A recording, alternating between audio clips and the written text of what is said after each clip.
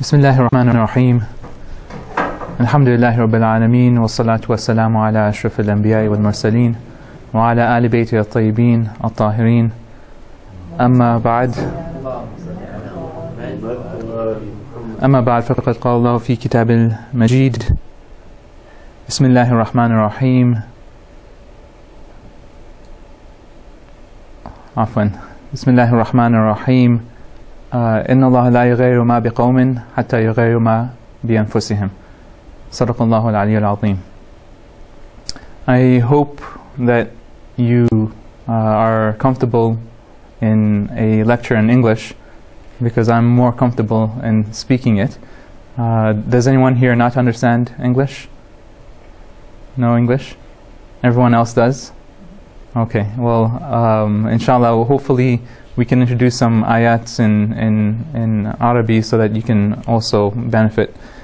It's my pleasure to be here with you, to see all of these bright faces. That is the hope really for Islam. You know, there's a riwayah that one of the signs of the dhuhur of Imam Mahdi ajallahu ta'ala faraja is that the sun will rise from the west. Now, this could have a physical meaning, that the sun, the actual sun, will rise from the west, but it can also have another meaning, which is, you know, the light of truth, the light of justice will rise from the west, and it is, you know, you who are that hope, and that's something that inshallah that we can all strive for. Now, the topic that I've chosen to speak about today is that of jihad, and there's a lot of misunderstanding as to what jihad is, especially today in the media and the activities of some people who you know commit atrocities in the name of Islam under the banner of jihad, which is farthest from the truth. So let me ask you a question. When you think of jihad, what comes to your mind?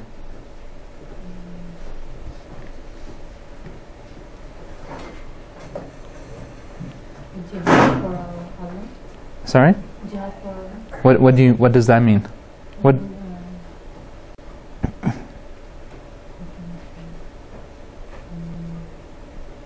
You don't go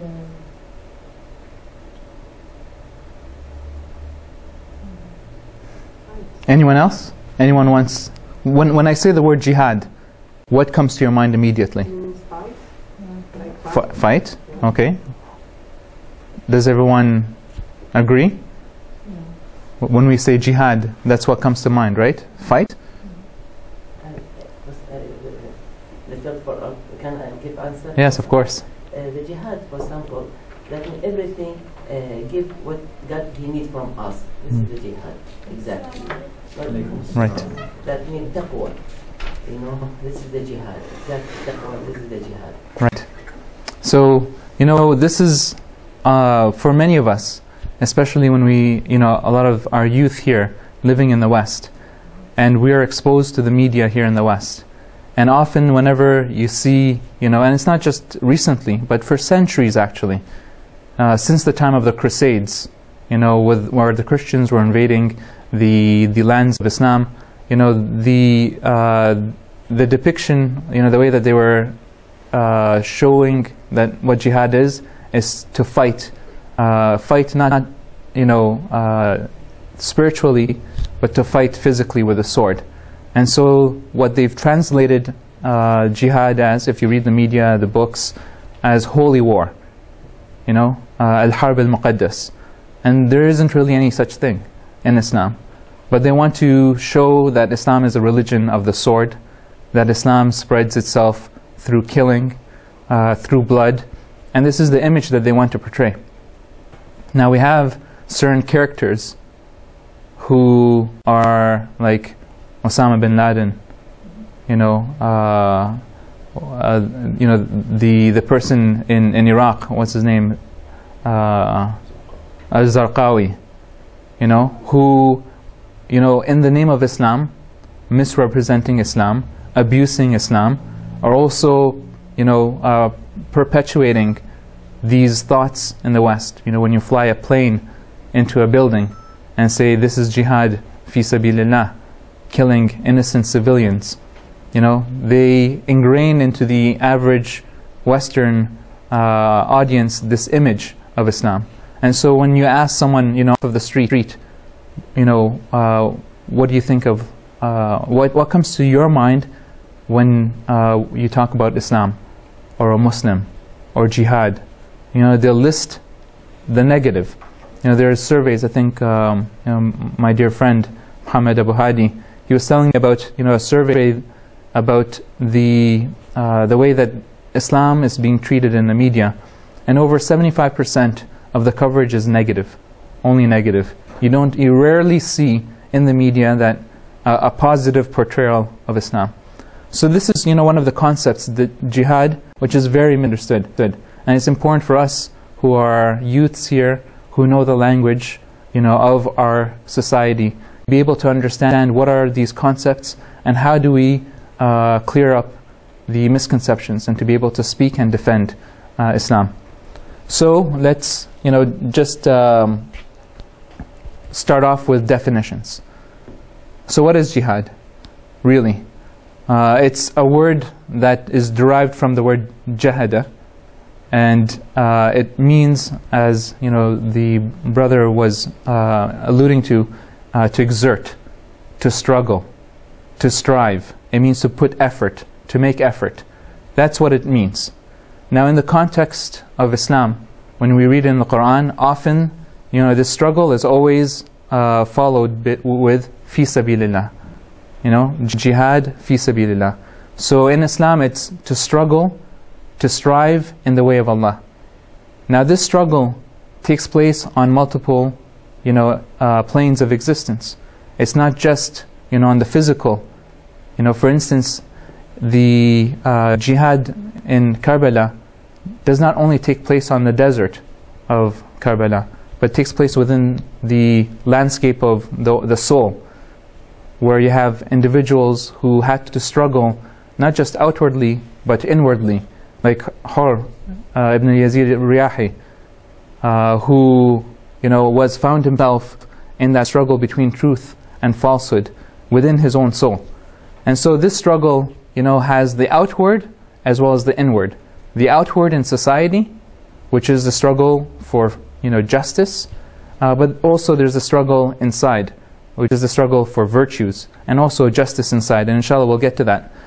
And Imam al-Hussein alayhi salam, he has a saying, in al-hayata aqidatan wa jihada. Life is nothing but aqidah and jihad. Aqidah, which is, you know, to have certainty in you know, that knowledge of Allah subhanahu wa ta'ala, and jihad, which is to struggle in that way. You can't struggle if you don't have certainty. You can't have jihad if you don't have aqidah. How do you know that that struggle is in the right way? How do you know that your intentions are correct? And also Islam, you know, if we look at what the meaning of Islam is, it's submission, to submit, taslim, right?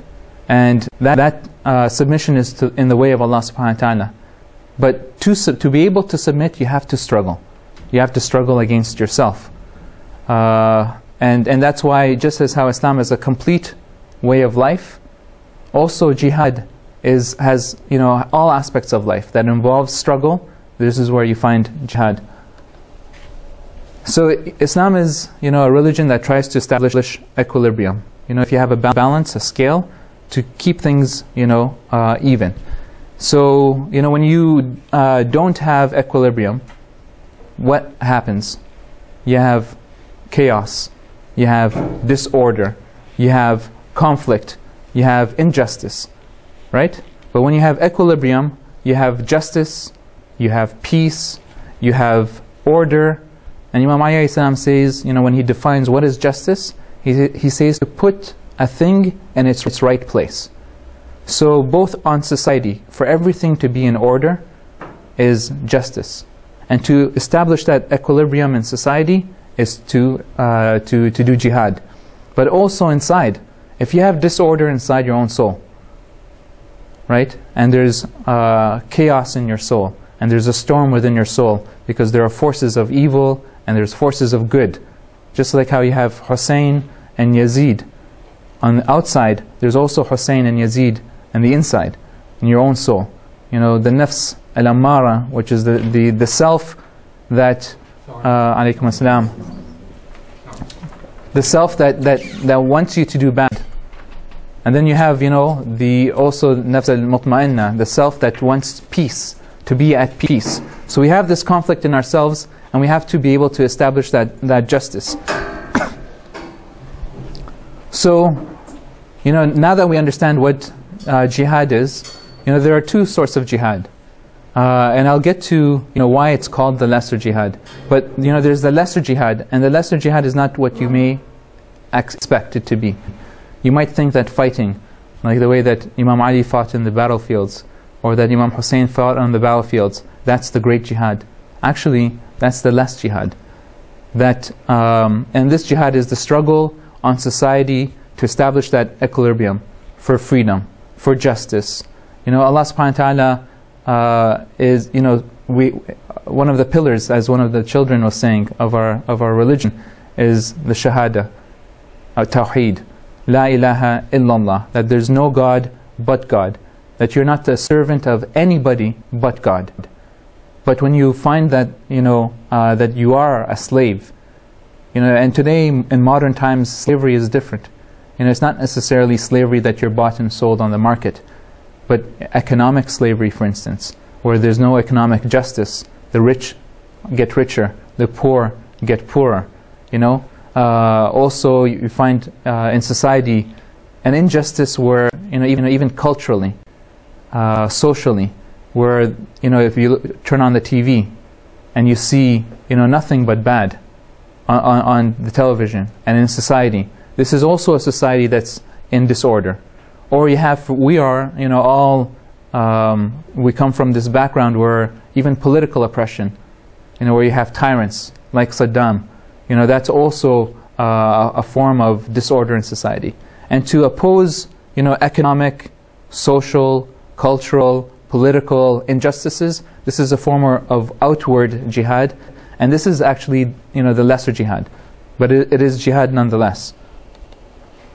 So, you know, there are a lot of misunderstandings as to, you know, because of figures who misrepresent Islam, like Osama bin Laden and al-Zarqawi, you know, who think that they can kill any innocent person and call that a jihad. Islam is a religion that's very just, and, you know, it provides conditions as to when you can, you know, exert yourself in fighting the other. So, you know, in the interest of time, I won't go through this in detail. The verses are there for you to see. But, you know, Allah subhanahu wa ta'ala says, you know, one condition is self-defense. That, you know, وَقَاتِلُوا فِي سَبِيلِ اللَّهِ الَّذِينَ يُقَاتِلُونَكُمْ وَلَا تَعْدَدُوا إِنَّ اللَّهَ لَا يُحِبُّ الْمُعْتَدِينَ. You know, fight in the way of Allah against those who fight against you. That's self-defense. You know, fight against those who fight against you. But don't commit hostilities. Don't be an aggressor. Allah doesn't love the aggressors. So, you know, that's one condition. Another condition is, you know, how is it that you do not fight in the way of Allah for the men, women, and children who are oppressed? So this is another condition. When there's an oppression, then, you know, you have to, you know, fight for that, against that oppressor. And Rasulullah sallallahu alaihi wasallam, he said that, you know, when someone sees an evil and oppression, then one should oppose it by action. And if one cannot do that, then by word. And if one cannot do that, then in heart. But that's the weakest of faith. So we have to always struggle against any sort of oppression. If we feel that we can't do anything against oppression, in action, and action doesn't mean sword only, by the way. You know, there's many ways to act against oppression.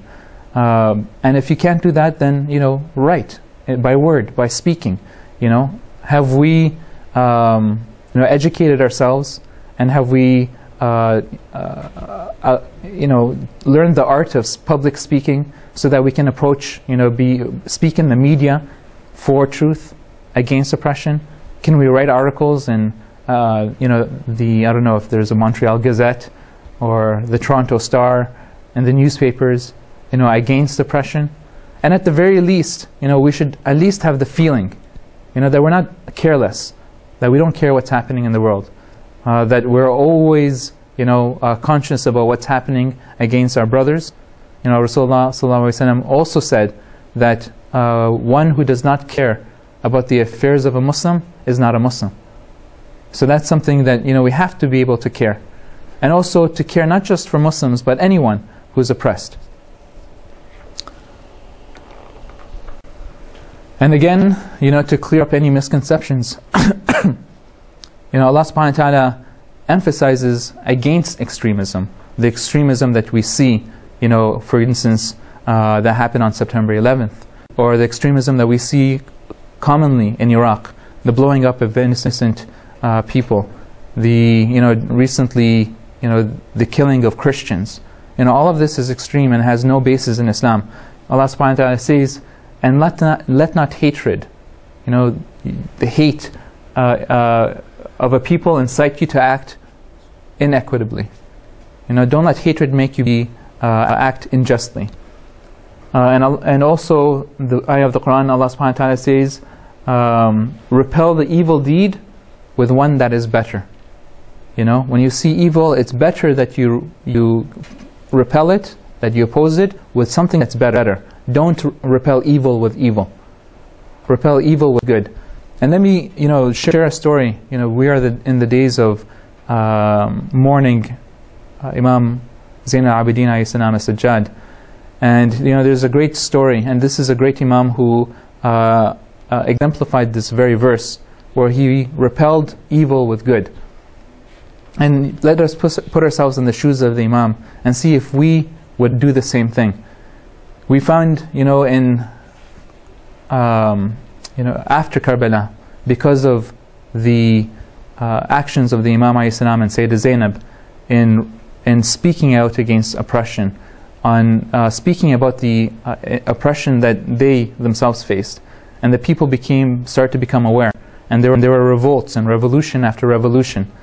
And then, you know, there was a great turbulence in Medina, the city of the Prophet, where, you know, the governors were being deposed one after the other, because people began to be, you know, angry as to the injustice that was committed against the family of the Prophet sallallahu alaihi wasallam.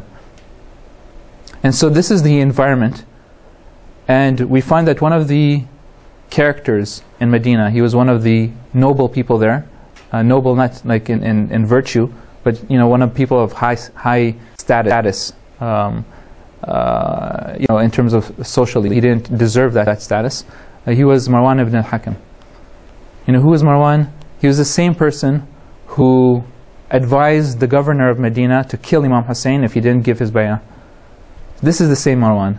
The same Marwan who hated the Ahlul Bayt. The same Marwan who was tormenting the Ahlul Bayt, you know, who was making their lives uncomfortable. The lives of Imam Hussein and his children and his family. So now in this revolt, people remembered, oh, you know, when Imam Hussein alayhi salam was brought before the governor of Medina, he was the one who was inciting him to kill him. And so they went and started to target him.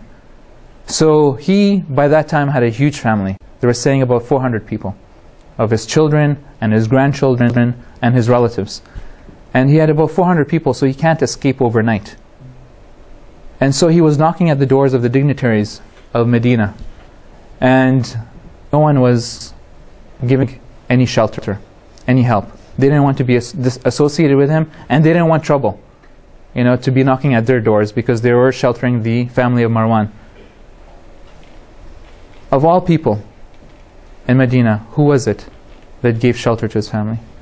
It was none other than the person whose father was killed because of the incitement of this man, whose uncle, Abu al-Fadl al-Abbas, was killed as a result of this man, whose brothers, Ali al-Akbar, Ali al-Asghar, was killed as a result of this man, whose families were imprisoned and were paraded before the streets because of the activities of such a man. He is the one who went and sheltered the family of Marwan ibn al-Hakam. He's the one. You know, he says, bring your family. They will be like my family. Your children will sleep in the bed of my children. Can you believe that? You know, this is repelling evil with good. You know, this is the quality of the Ahlul Bayt alayhim salam. Let's ask ourselves, you know, if, for instance, we were tormented by the henchmen of Saddam and the advisors of Saddam and the mukhabarat of Saddam, and the situation flipped and people were now searching for them, and there's family, you know, children, grandchildren, would we do the same? You know, that's a question. And so, you know, this is the akhlaq of the Ahlul Bayt. This is the jihad al-nafs of the Ahlul Bayt alayhim as-salam. And if we claim to be the Shia of the Ahlul Bayt alayhim as-salam, the followers of the Ahlul Bayt, then we have to, you know, follow in their footsteps, to beautify ourselves with these characters. You know, where's Marwan ibn Hakam today? Nowhere. Where's Imam Zain al-Abidin today? You know, these are the things that make the everlasting impression in the minds of human beings. You know, this is the perfection of akhlaq. You know, would you find, you know, such a thing occurring, you know, against, you know, let's say anyone who's oppressed in the world, whether, you know, if it was, you know, the Jews during the Nazi time, or anyone else, you don't find people, you know, who are like the Ahlul Bayt alayhim at that level of perfection. So now let's turn to the Jihad al-Akbar. This is the greater, what is the greater struggle? It's not the struggle at the battlefield. So there's a story where the companions of Rasulullah sallallahu alaihi wasallam were coming from a battle. And this was a battle that was critical for the survival of Islam. And it was a battle during the summertime. It was hot, they were thirsty, they exerted themselves, they were tired, and they came back, and the Prophet welcomed them. And he says, welcome to those who come back from the minor jihad, and, you know, before you is the greater jihad. And they were shocked. We came after all of this, and this is the minor jihad? You know, it's like, are you kidding me?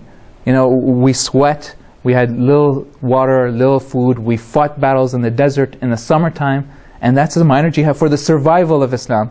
And that's a minor jihad? And so they asked Rasulullah sallallahu alaihi wasallam, what is the greater jihad? And he says, the jihad against the self. And I began with that verse, إِنَّ اللَّهَ لَا يَغَيْرُ مَا بِقَوْمٍ حَتَّى يَغَيْرُ مَا بِأَنفُسِهِمْ. Allah does not change the condition of a people until they change that which is within themselves. And if we look at, you know, the episode of Karbala, Imam al-Hussein alayhi salam, you know, since he left from Mecca, time and time again, you know, he had thousands of people to begin with. And what did he do? Did he rally them and motivate them and say, we were marching towards victory? Not at all. You know, he was telling them, I'm going to be killed and whoever is with me will be killed. Is that a way to motivate? But what did he want to do? He wanted to have a screen, a filter, a sieve. You know, when you shake, for example, rice and to remove the stones, or the wheat, to remove the wheat from the chaff. You know, he was sifting, because he wanted the quality of the people who would struggle. You know, they would conquer themselves before they struggle outwardly. And he sifted from city to city. He would again, you know, make the same talk, and then people started to filter away, to dwindle away. They realized, you know what, this is a death march. And, you know, finally on the night of Ashura, he says at that point in time that, you know, that Yazid only wants me. He doesn't want any of you. And if you were to leave now, no one's going to bother you, because, you know, you're leaving and you're reducing our numbers. You know, he didn't say that, but, you know, that's the consequences of leaving. So they will not bother you. And on top of that, he says, if you think that, you know, you have a responsibility, I'm absolving you of any responsibility. You have no responsibility. It's no longer, you know, he says, it's no longer your duty.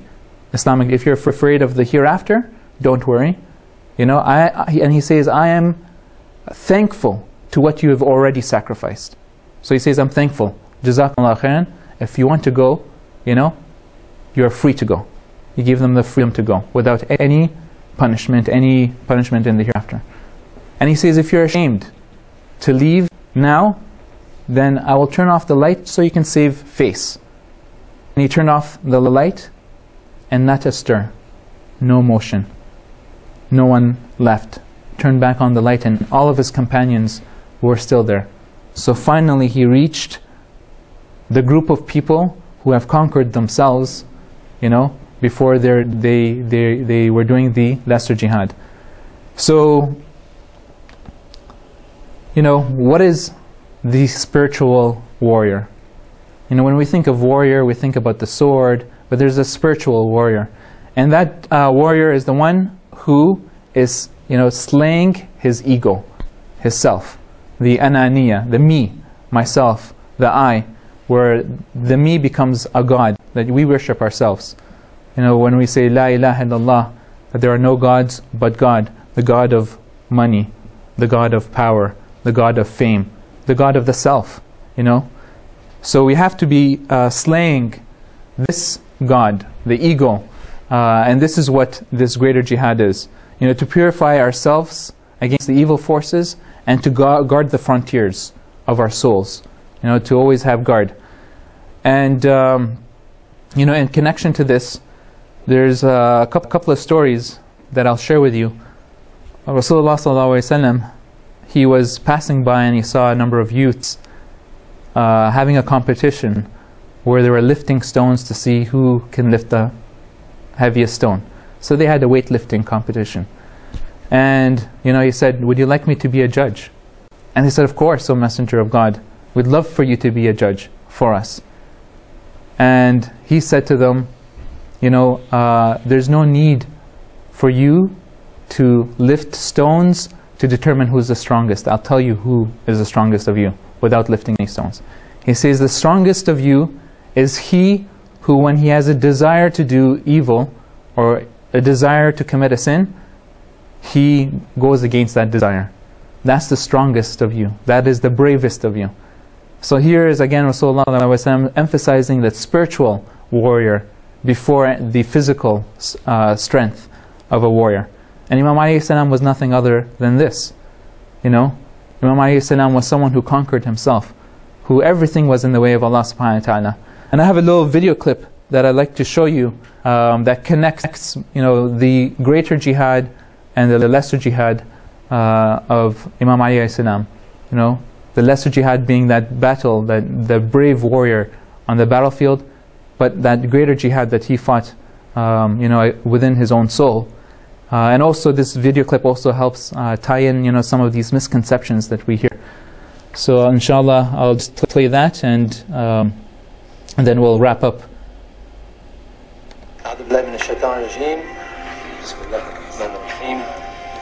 In the name of God, the merciful, the compassionate, brothers, sisters. Only for the sake of Allah subhanahu wa ta'ala. I only have about 5 minutes, and I'd like to maybe even provide an opportunity for questions and answers. So, I want to emphasize also something that's very important, and I think that here in this society we pay very little attention to this, especially us, the youth here, and that is to build the virtues within ourselves and to eliminate the vice. We're so distracted by television and by the electronic gadgets, the next electronic gadget, by video games, by having fun. And we focus very little in terms of the person who we are. There's a nice quote that says, watch your thoughts, for they become actions. Watch your actions, for they become habits. Watch your habits, because they become your character, who you are. And watch your character, because it will become your destiny. Your destiny is something that you have control over. And that destiny is shaped by who you are, the character that you are. You see the destiny of the Ahlul Bayt alayhim as-salam, shaped by their great character. And the companions of the Ahlul Bayt alayhim as-salam, like Kumail, and like Malika Ashta, and like Salman, Abu Dhar, who were able to shape their character, and they're immortally written in the pages of history, engraved in stone about how great they are. And you too. You know, what's the difference between you and that companion? You know, can we not be the companions of Imam al-Mahdi? Ajallahu ta'ala faraja. Can we not be the Malika Ashtar to Imam Ali,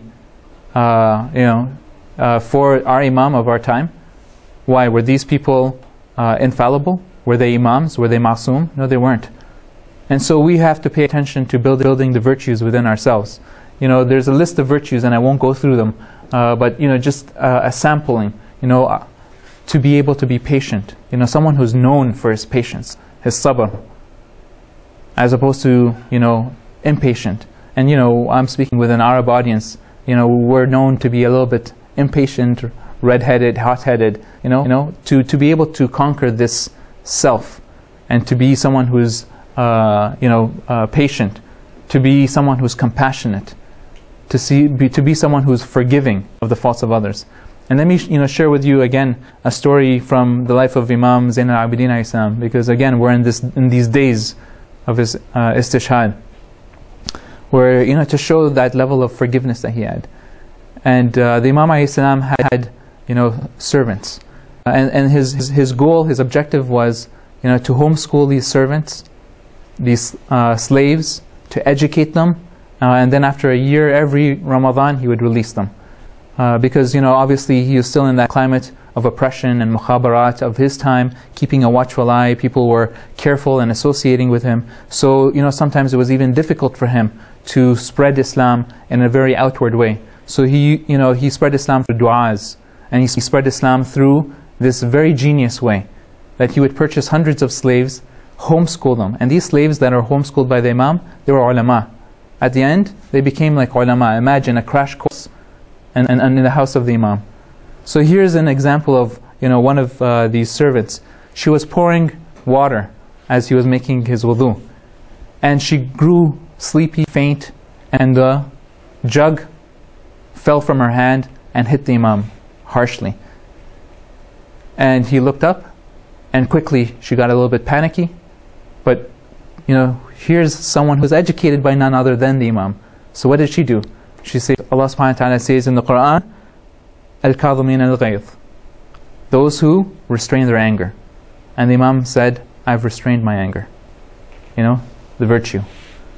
And then, she's almost like a scholar in her own right. She's a servant, she's a maid, but she was educated by none other than him.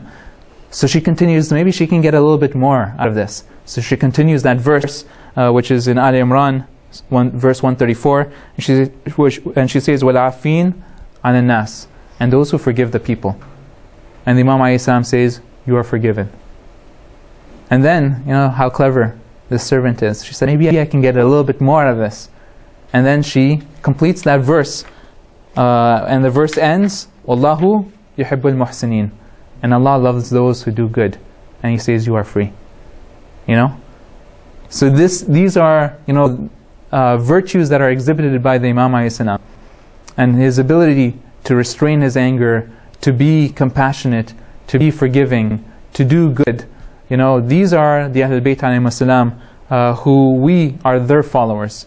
It's important for us not just to love them. Mere love is lip service. It means nothing. We can't just talk the talk. We have to walk the walk. Allah subhanahu wa ta'ala says in the Quran, Bismillahir Rahmanir Rahim, قُلْ إِن تُحِبُّونَ اللَّهَ فَاتَّبِعُونِي يُحْبِبْكُمُ اللَّهِ. If you love Allah, then follow me.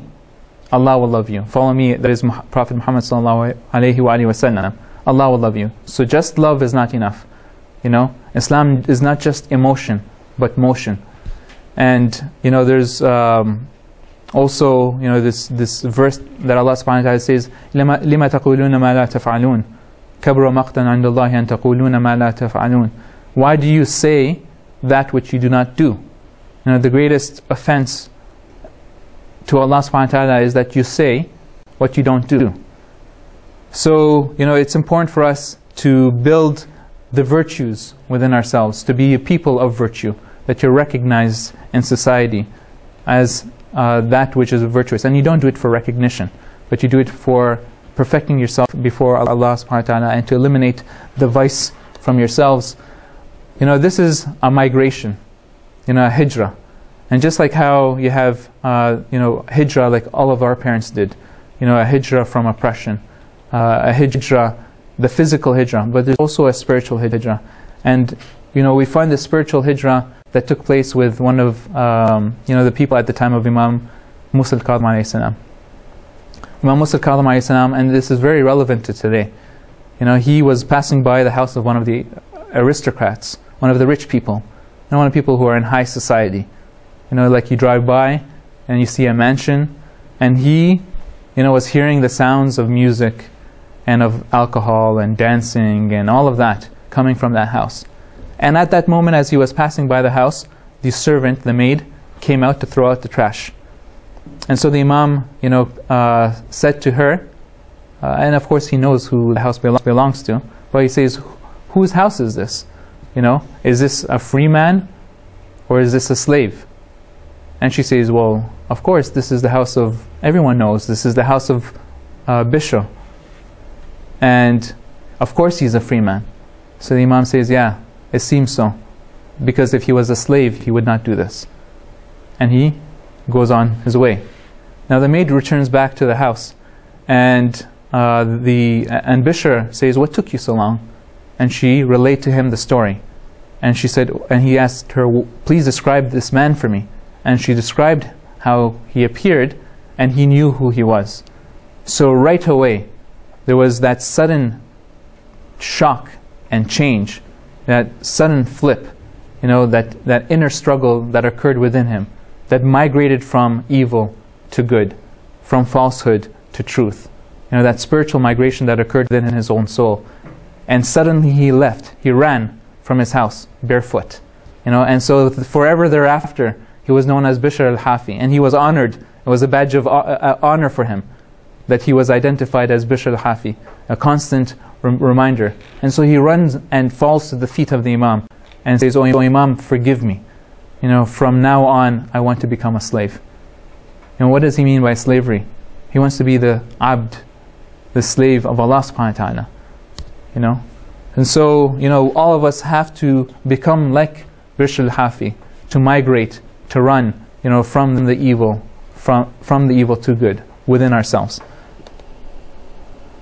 And I don't think I have time to show this video, but I think maybe inshallah we'll open it up for questions and answers,